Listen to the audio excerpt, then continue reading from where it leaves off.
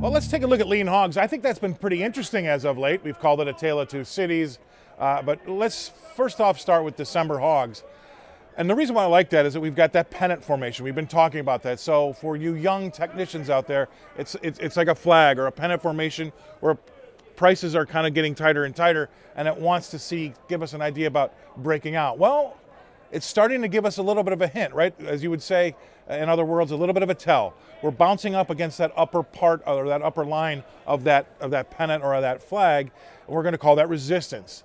And we're starting to hug that line, and I think that's pretty significant because we're just kind of having a sniff. Now remember, we've got a USDA report tomorrow. And could that be the impetus to kind of get through there and settle above and see if the market's going to go off to the races, or is it going to be something that we're going to bump up against again? Because, the thing that's significant about that is that everybody's watching it, number one, and number two is that upper level, that resistance of that flag or pennant formation is about an 8-month-old high. So it's, I guess that's not that old, but it's also not young.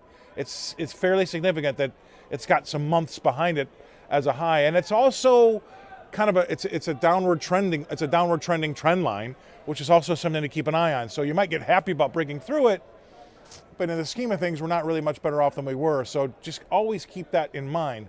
And we've got this USDA report tomorrow. Things are going to get squirrely. They'll get a little more volatile. Doesn't necessarily mean that's going to set up for lean hogs, but we have been really volatile.